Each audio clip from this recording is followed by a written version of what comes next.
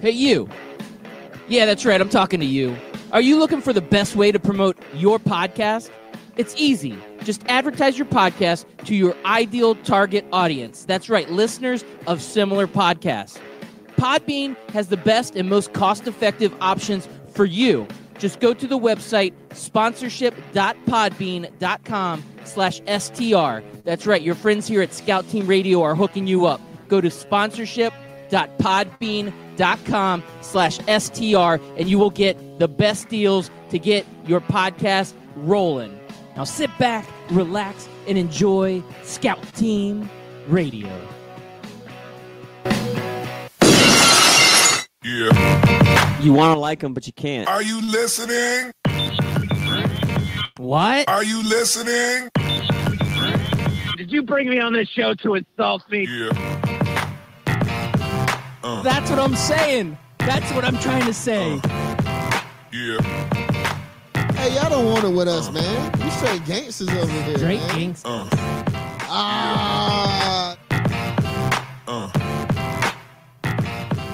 Yeah, good morning and welcome back. That's right, you are listening to Scout Team Radio. We bring it to you hot and live each and every morning, Monday through Friday. I am one of your gracious hosts. They call me Loudbeard. You are the most egotistical, self-deluded person I have ever met. Okay, whatever you say, woman that wants to insult me every morning.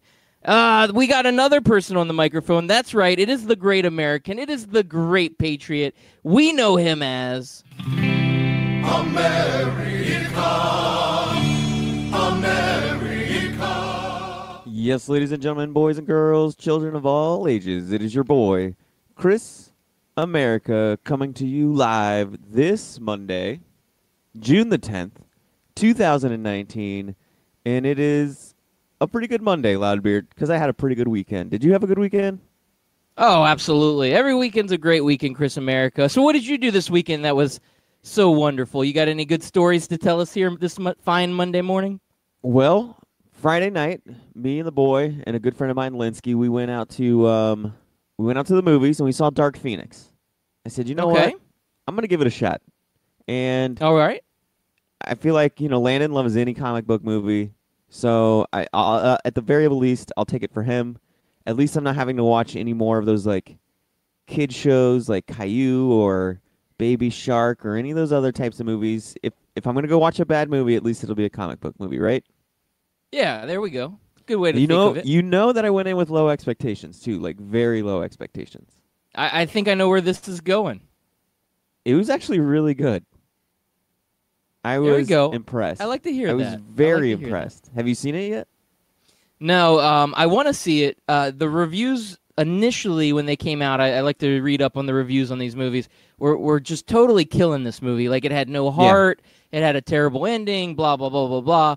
And then I read some of the comments for the reviews afterwards, and everybody basically said what you said. It was, I had low expectations going into this. I went and watched it, and it was a really good movie, and people aren't giving it the credit it deserves. So, as you were saying right now, is what I've seen probably dozens of just normal, everyday, regular movie watching type people going to this movie and saying, you know what, this is actually a pretty good movie. You should go see it. So, I'm with you, Chris America. I want to go see this movie, and I'm glad you did, because now I feel even better about going and watching this one.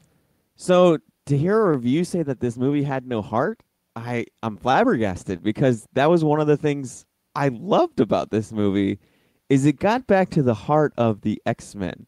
And the X-Men is always about, one way or another, finding a demon or an evil inside of you and battling that out to finally become the good guy. And Professor X always trying to help them out, whether it's Wolverine, whether it's Jean Grey with the Dark Phoenix, whoever it is, Raven, a.k.a. What's Raven's other name? I always forget what her other name is. The chick that can shapeshift. She has two names. The blue chick. She's played by Jennifer Lawrence. I should know this. Yeah, because they were calling her Raven the whole movie, and I was like, that's not Raven. That's what's her name? And I can't remember it. Anyways, Mystique. That's it. Yep. And so there we go. And so this got back to that. I felt like it was less about let's see how many different bad guys and X-Men we can fit in this movie, and it kept it to a short cast, and it just focused on those people. Now, there were a few shortcomings of the movie. The bad guys were very uninspiring. The ending, while people said it was bad, it wasn't bad. I just felt like the last battle scene could have been a lot better, but and overall I thought it was good. And the other thing that I thought was interesting is this is the first X-Men movie I've seen since X-Men 3, other than Wolverine movies. I haven't seen any of the other X-Men movies because I've just been so turned off by them. And this version of Professor X, I can't remember who he's played by. It was hard getting used to not being Patrick Stewart. All right, But- so James McAvoy is the Yeah, that's the who it actor, is. Yep. So, but I did like his version of Professor X because in this movie, Professor X is very human. And by that I mean he makes a lot of mistakes. He doesn't have all the answers all the time. And he's just a very flawed character. And I kind of liked it because Professor X is usually like the most perfect person, the smartest guy in the room, never says anything wrong, never does anything wrong, always on the straight and narrow moral path. And he's always the one who's right. And I kind of like this version of where he's still that, but at the same time very flawed, very human. Okay. You're definitely making me want to see it. Now, I've got a different take just because I have seen all the X-Men movies from the first to the last. And they did this semi-reboot in the middle. And I kind of thought they should have done a full reboot, but I don't know, it really didn't quite reboot the entire thing. But they went to that X-Men First Class. And that was a movie I had very low expectations going into. And it was a movie that was really much better than people gave it credit to be. And since then, that's when they introduced all these new actors, right? James McAvoy as Professor X. They introduced a new Magneto. They introduced Jennifer Lawrence and her character as Mystique. So you got to see all these young X-Men characters that were kind of brought in from the very beginning. And then a movie that also ties into that is Days of Future Past, which is also another really great one that has the new characters, but it also introduces the old characters, or at least mixes in the old characters with it. So I just want to say that those two movies are pretty good, and I think because I like those two movies, I'll probably like this one a lot too. So I'm glad to hear that you're giving it a good review. Yeah, my only other complaint about this movie was no Wolverine. I don't know how you have a storyline centralized around Jean Grey without Wolverine in there, because he was just such a key figure into her life and that love triangle between her, him, and Cyclops. And I was just missing that. You know, I mean, I get why they didn't have him, but it still felt incomplete watching an X-Men movie without Wolverine in it. I actually think this is the first X-Men movie without Wolverine. I think he's been in every one, and it's always been Hugh Jackman. So that's kind of interesting. Even in the First Class? Yeah. Oh, man, now that you say that, maybe not. Maybe I'm wrong on that one. They have a part where they kind of tease like this, we've got this Weapon X that we're working on, and it shows them just for a short period. But So he makes a short cameo. yeah, it's like a short cameo, I believe, if I remember correctly. I haven't watched these things in a little while, but yeah. Wow. Oh, So you had and a then- good Friday night, it sounds like. Yeah. But and then one more complaint. I'm sorry. I know I said it was a good movie, but I did have like just a few complaints. It wasn't a perfect movie. And it's my complaint with every single X-Men movie is Storm's character, they never make her powerful enough. I feel like they cheap her out on her powers so much, and her lightning strikes were so, I mean, they weren't terrible, but they weren't great. And I sat there and I thought, man, MCU gave us what a lightning scene's supposed to look like with Thor. They need to do that with my girl Storm. And you have somebody that can control tornadoes and blizzards and hurricanes and like winds and hail and lightning, and all you do is just give her a few lightning strikes and she can kind of make things cold every once in a while. It's just a weak sauce, man, for a character that has so much potential to be a badass on the screen. Yeah, and that's gone back to even the old Storm with Halle Berry. Yeah. That's why I said I never even it's really always been liked my problem with Storm. Yeah, I never even I think Halle Berry's not a great actress, and Yeah. that always to me hurt that character. And I think she's the one that got paid the most to do those old movies, which to me was ridiculous because she was terrible. Yeah, nobody was going to go see those movies just for her. To see Storm. Yeah, no, absolutely not. Oh, Chris America. So that was your Friday night. What else do you have happening this weekend? Anything else exciting? I watched those fights. UFC 238 was a solid card. Did you watch any of that or see any highlights? No. I mean, I saw a few of the who won type little news stories, but I didn't get a whole lot. So why don't you give us we'll start this out with our sports takes with you giving us some in-depth analysis of some of the great fights that happened on 238. Well, there's these two big boys, two fat guys that That's were pretty- fighting each other. pretty detailed. First fight. It was, God, they got such hard names. We'll just say Ty and Blagoy Ivanov. Okay, we'll call him Ivanov. That's not too bad. Ty, his last name is like Tuivasa. Yeah, that's not too bad. Ty Tuivasa and Blagoy Ivanov fought each other, and man, these two big boys were it was just a giant slugfest that actually went to decision, which was surprising because at any moment notice you thought, man, one of these guys is going to knock the other out. And then the next really exciting fight was Tony Ferguson versus Donald Cerrone. Did you see it or hear anything that happened there? I did not hear what happened. This is exciting. I'm excited to hear what happened. Cowboy back on the scene. Tony Ferguson. This is actually a pretty good matchup right here. Yeah, so the first round went pretty much all Cowboy Cerrone. He was getting some work in. And then Tony Ferguson, man, he is just it's the first time I've really watched him fight. I've seen a couple of his fights, but maybe I just wasn't paying attention. This fight was so good, and he just kept pressing Cerrone, and he would just do these crazy, he'd do a kick to your gut and then a straight fist to your face. And at one point, he hit Cerrone square in the nose, and I was like, oh, I feel like that just broke his nose. And then you've seen it before where you just watch that nose just start swelling up, the eyes start swelling up. And then comes the controversy, Loudbeard. The bell rings, or the little horn that they have goes off, and I would say a full second went by, and Ferguson threw in another punch after the bell rang. And there was a huge boos, and the crowd went from chanting Tony, Tony, Tony to just straight boos, okay? So we're discussing taking away a point. And then Cerrone makes a fatal error. Loudbeard, do you know what you're never supposed to do if you have a broken nose, especially if you're in a fight? Let your nose get hit again? No. Well, that too.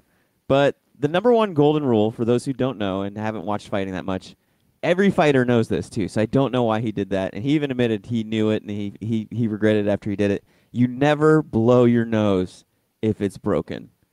Because once you do, your eye and your nose is going to swell up. It is terrible for you. Don't ever blow your nose. No matter how bad you want to, don't do it. And that's what Cerrone did. As soon as everybody in the room that I was with saw him do that, we were like, oh, man, he's done. And his eye, you have to Google Cerrone's eye pictures right now, Loudbeard. Go ahead and look it up.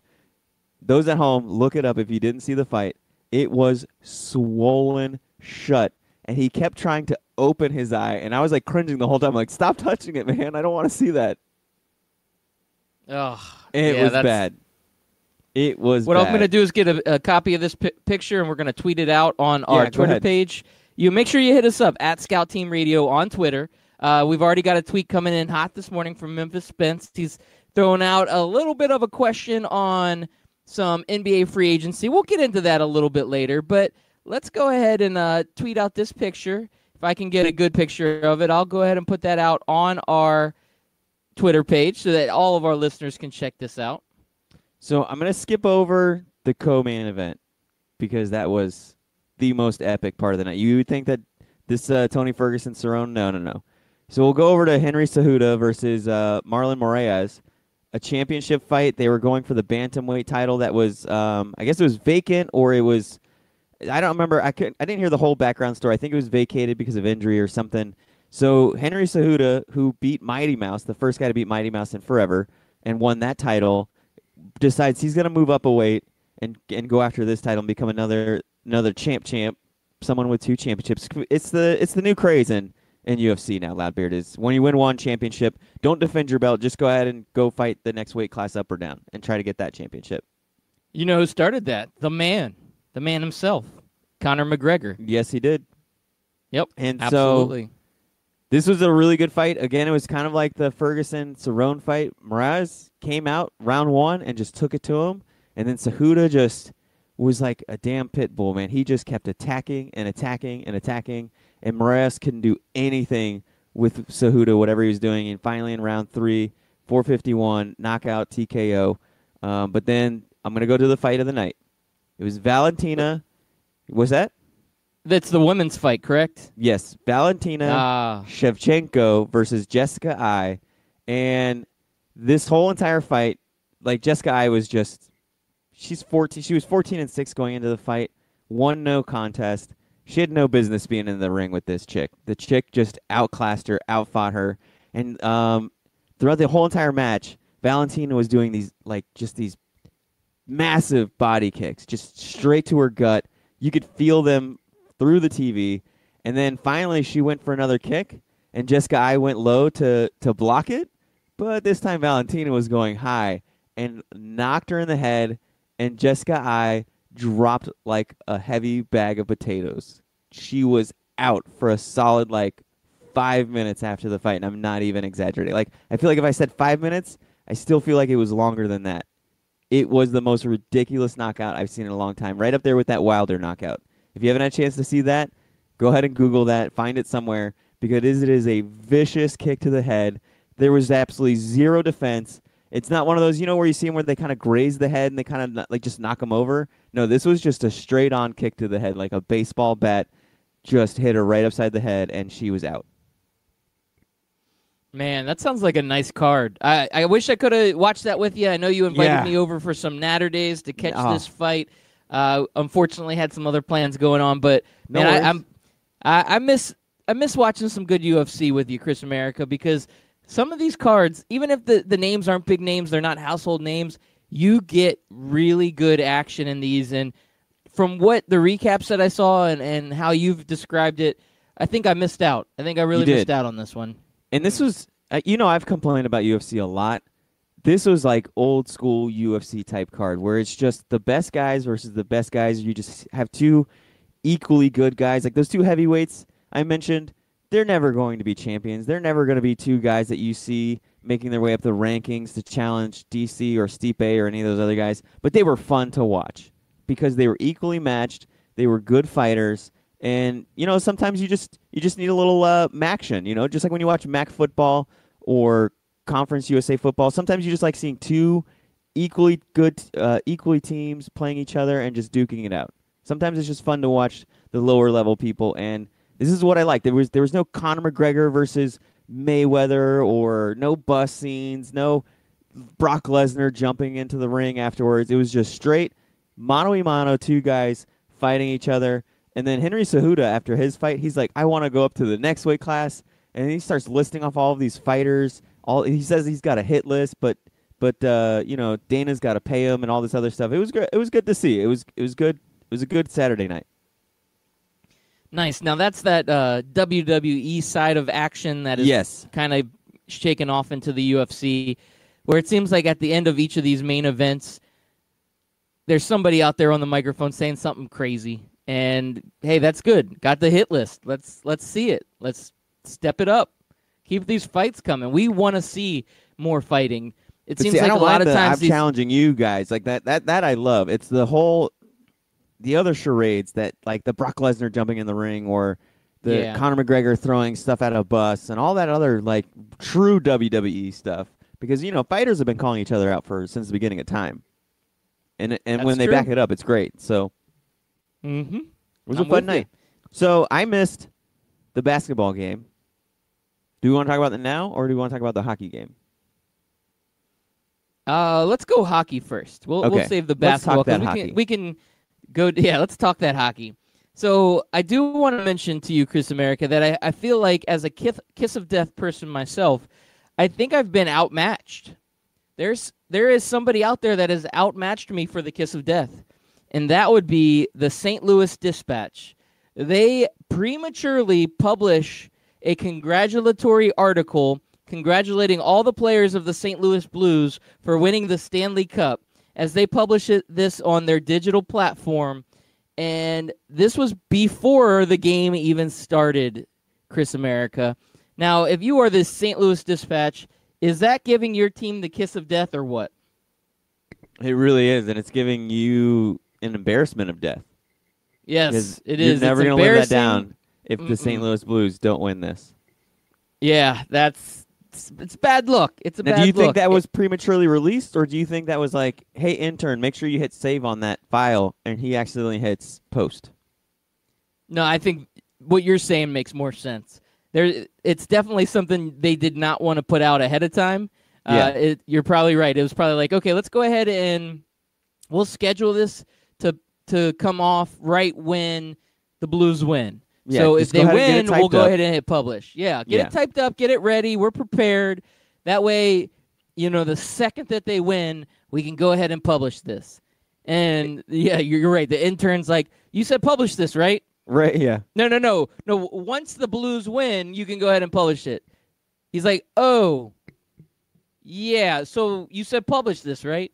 Yeah, or it was the intern who just got fired, or was like, hey, at the end of the day, this is your last day. We're not bringing you back on. You're gonna have to go find a job. And he's like, man, you told me I was gonna have a job. And he's like, excuse me, didn't mean to burp in the mic. He's like, you know what? Screw those guys.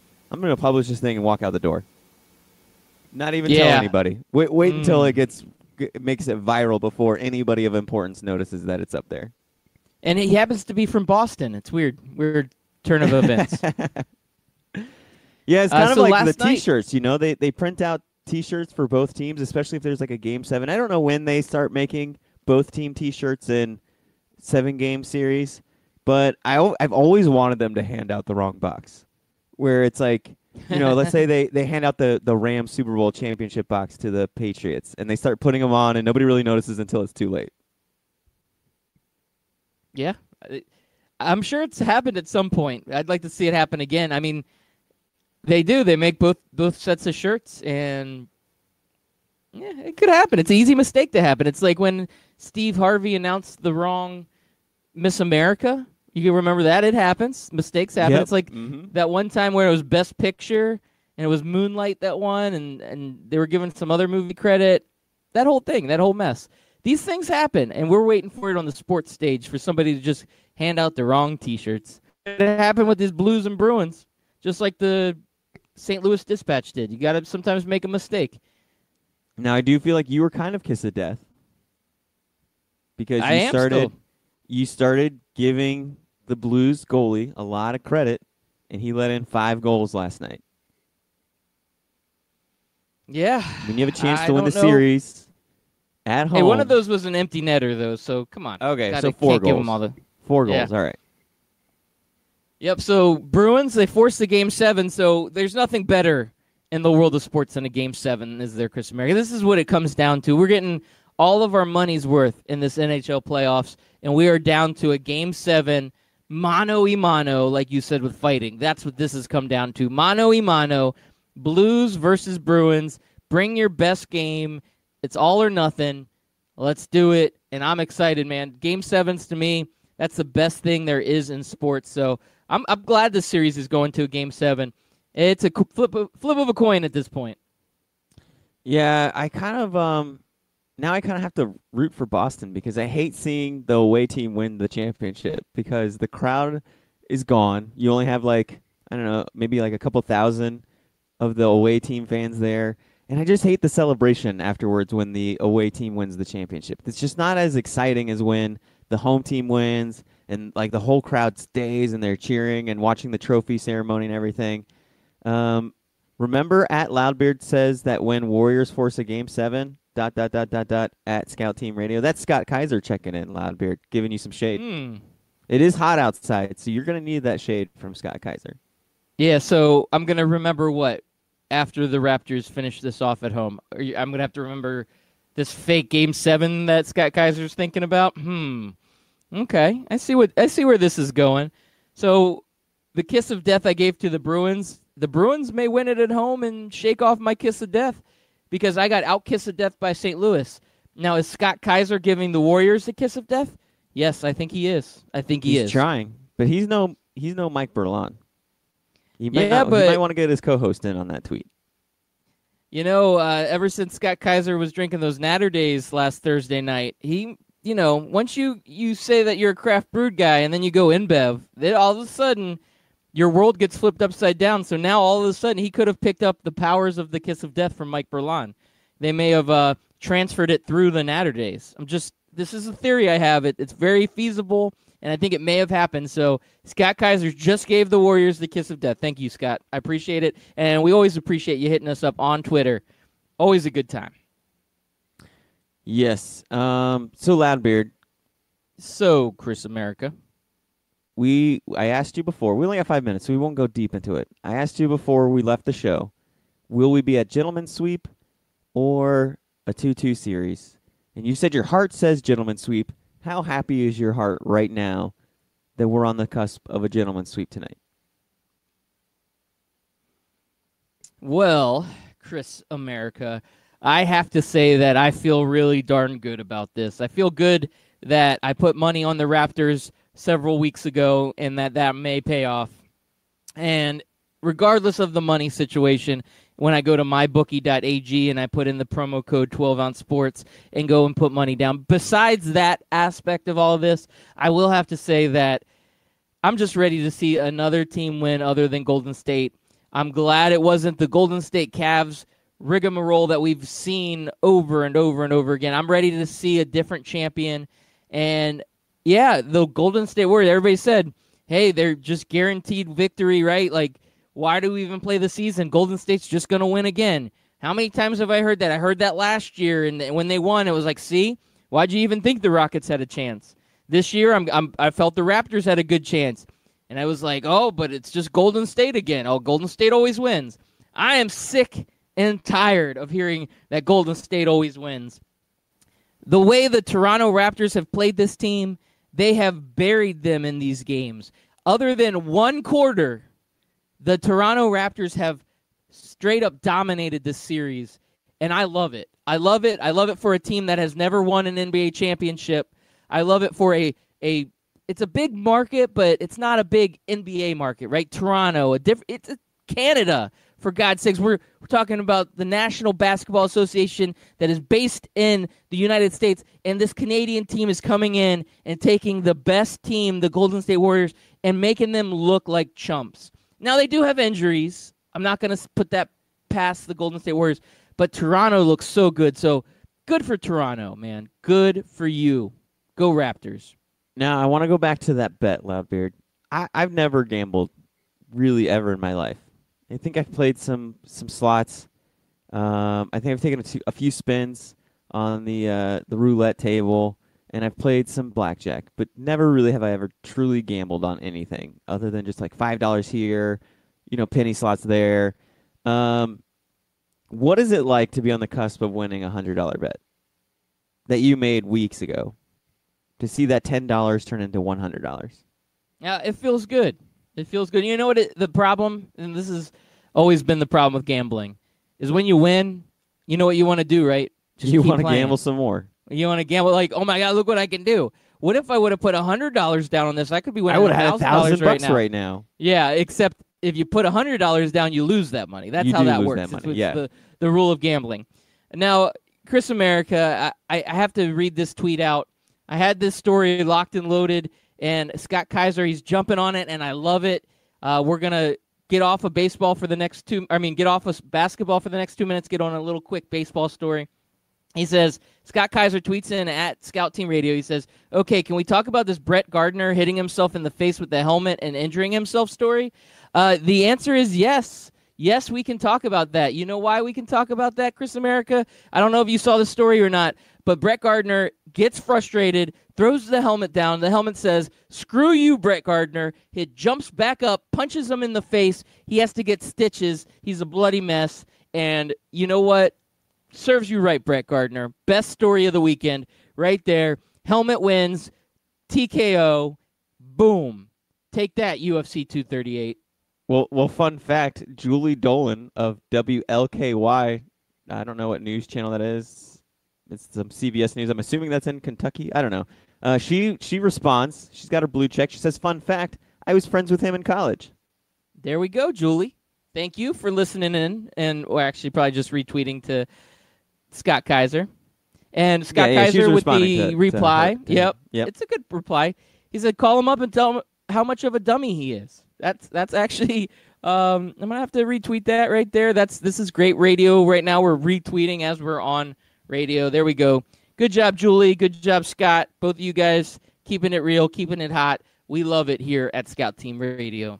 I'm tweeting back. I said, and tell him to listen to Scout Team Radio every morning at 6.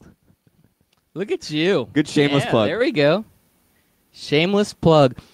Well, Chris America, looks like we're getting up against the commercial break here, and I just want to know, on the flip side, we got to get your take. You got to hear, all of our listeners got to hear what Loudbeard thinks of this Toronto Raptors series, but we haven't really heard from the great American, the great Patriot. So stay tuned as we get Chris America's prediction of this Toronto Raptors Golden State Warriors series.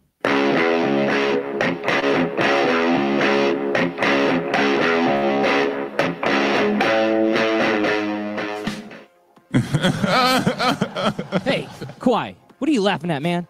This isn't funny. Fantasy sports reimagined. FanDuel, that's what I'm talking about. It is more than just fantasy sports. It's the best way to watch the games, win real cash, and bring the action right to your living room. Just choose a contest, make your picks, watch, and win. And if you go to FanDuel.com/STR today, you can get a $5 deposit bonus. Once again, that's FanDuel.com/STR. Come on, man. This is not a laughing matter. If you've been listening to Scout Team Radio for a long time, you know that myself, Loudbeard, has placed a bet or two in his day. That's right, I've lost the beard bet, I lost the romper bet, but one place I don't like losing is when I bet money, and I can easily do that at MyBookie. That's right, you can go to mybookie.ag, use promo code 12OZSports, and get a 100% deposit bonus up to $1,000. Hey, guess what? That is a lot of money. Do it.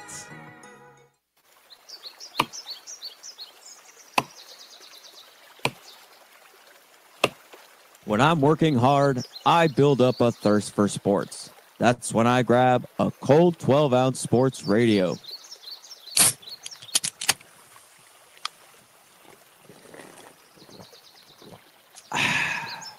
12-ounce sports radio. Quench your sports thirst.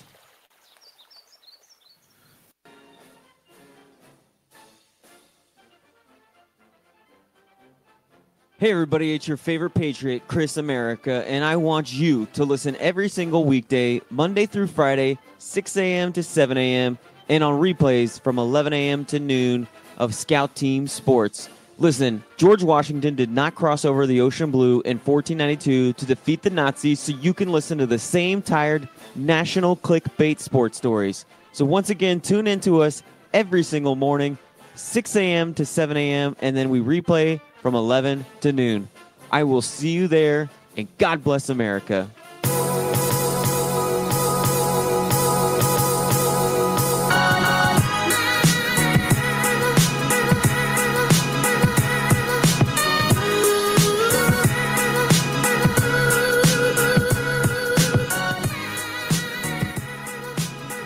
Welcome back. Once again, you are listening to Scout Team Radio. We want to thank all of our listeners out there for listening in. We appreciate it. Monday through Friday, 6 a.m. right here on 12-ounce Sports Radio. I'm Loudbeard. He's Chris America.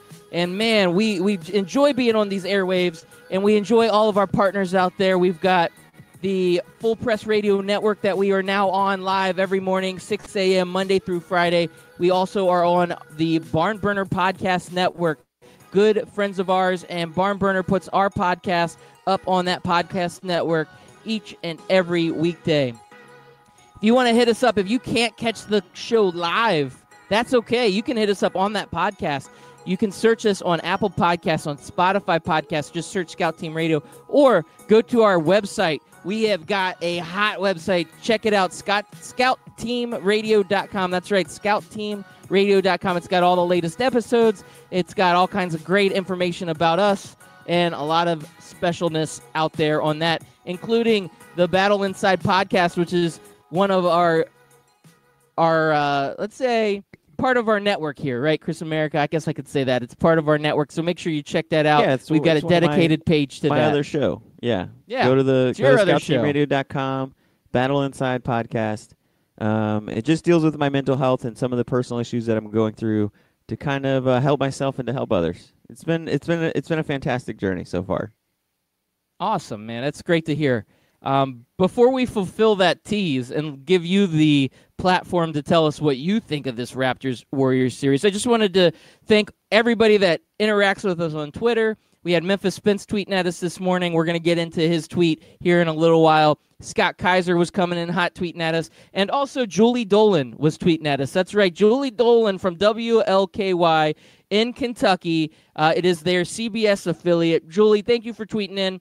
And I just wanted to mention that Julie is really giving the great information out there to all of our listeners and to all of her listeners, because she put out this morning a tweet about a recall alert. That's right, the Triple Berry Blend frozen berries private selection from Kroger is on a recall alert, Chris America. This is hot news. Julie had those berries in her freezer. Thank goodness she hadn't put them into her smoothie yet. I just wanted to share that with our listeners. You know, she would have been able to tweet at us 2 hours ago if she didn't. She didn't know that. I went ahead and retweeted that just to spread the word. Yeah, public service announcement.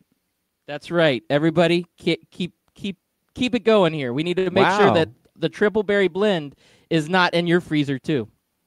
So she also tweeted out that, but it's only in one California location that a Chick-fil-A store owner raises minimum wage to $17 an hour. Now that does sound like an impressive story. But then I see that it's in California, and is that really still an impressive story when you live in California?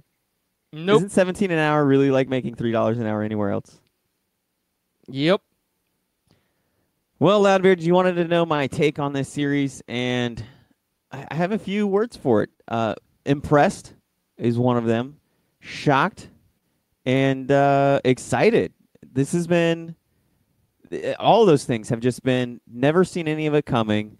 I'm just so impressed with how the Raptors have handled themselves.